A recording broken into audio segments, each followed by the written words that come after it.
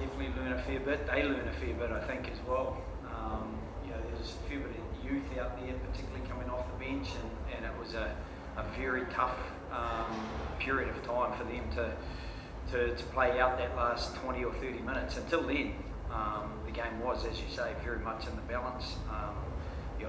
To lead 20 points to 3 in the first half, and then to be 20-17 at half time, it had swung a bit, but we were still in front, and really disappointing to fall off the edge in that second half. And from a player's point of view, how tough is it when it just feels like mistakes on the pitch are piling up in the crowd that you guys were talking about? How hard is it to bring the crowd back?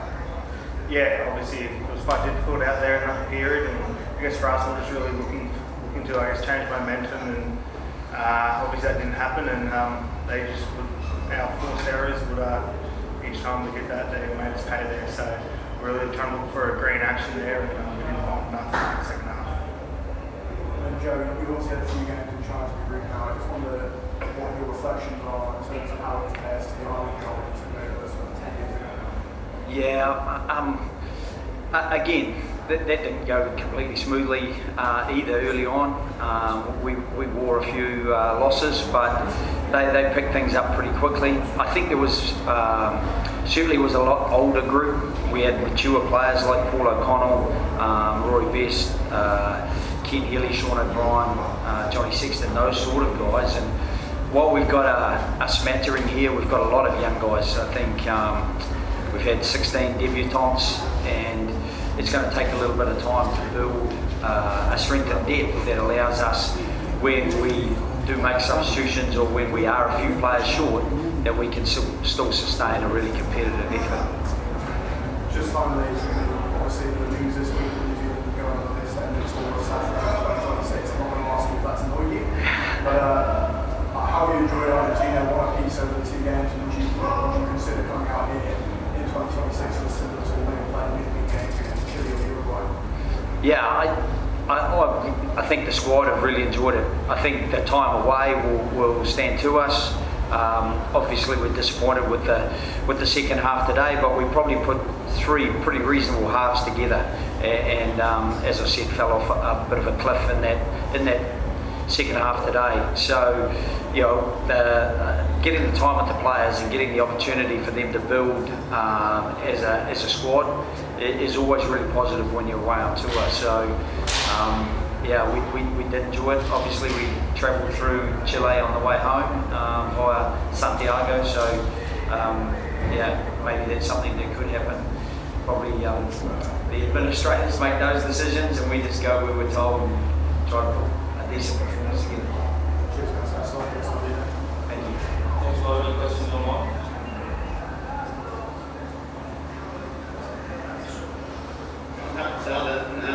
Joe, can you just start with that first 30 minutes? That seemed like some of the best house rugby you guys played, 2024. How do you describe just, what do you think worked in that period that just didn't translate for the next sort of 50 when you're having to scramble and defend your line? Yeah, I thought our discipline was good. I felt like we got the opportunity to play off a couple of really good solid set pieces, and I thought some of the running lines and timing and breakdown work was really positive. I think the biggest contrast for me was that we just really struggled to win collisions in the second half, either side of the ball really, but particularly defensively. And once they had us going backwards, it was very hard to stop them, either coming through the middle or as we tended to condense our defensive line, they tended to stress us on the edge. There was a couple of times where I thought we got the ball back and then they got it back off us, and we were very much disorganised, and that was frustrating as well, because we actually gave ourselves half a chance and then gave them the ball back and ended up chasing them around. That lot of collision battle almost coincided with Angus and Tony going off. Was that always the plan to sub them at that period? And I guess how concerning was that sort of drop off for you? No, we didn't have a hard sort of plan in the first half. It was very, very hot out there, so we knew that there would be a bit of attrition and we would likely use the bench a bit earlier. So we decided to go around that 35 minute mark, and unfortunately it didn't just coincide with those replacements. Part of that is not to do with those replacements, but more to do with how passive we started to become and got put on the back foot. We made a couple of errors, I think a kick error that allowed them to come into our 22, and then we had to defend from there, which made it very, very tough. We gave up a penalty then, and they just, I suppose, doubled down on the pressure they were putting on us.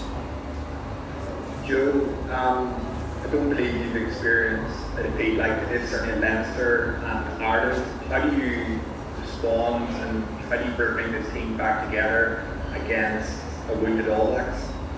Yeah, it's a good question, but I think that's maybe one of the advantages of being quite pragmatic about it.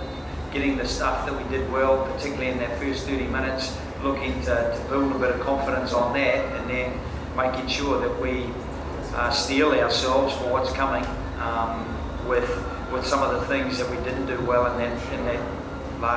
certainly that last 50.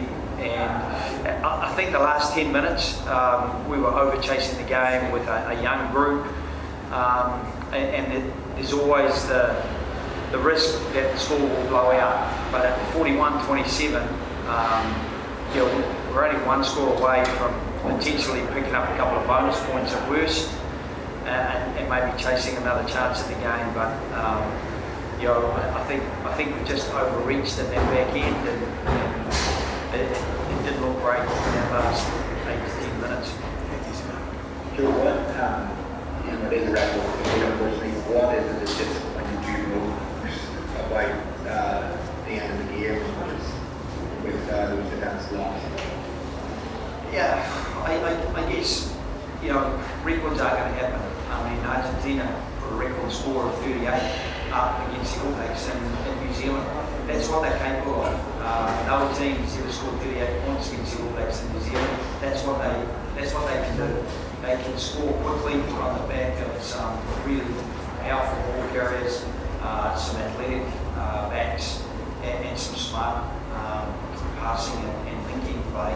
And as soon as you're not making the first tackle and you're scrambling to make the second or third one through your line, it's very hard to plug the holes after that. So I am particularly disappointed that we fell off that period of the game the way we did, because I think the team are building a real pride in what they deliver. And I'd be disappointed after 4 halves here in Argentina, 3 of them, that we're at a level that we're really competitive and one of them will fall off the cliff. So I'm not going to bury the squad on the basis that that one half is not as well beyond what our expectations are. What was your assessment of Ben Nelson? I thought he controlled the game really well in that first 30. He kicked well, put a couple of ball kicks down, one through the middle that bounced on really well, that allowed us to keep the pressure on them territorially.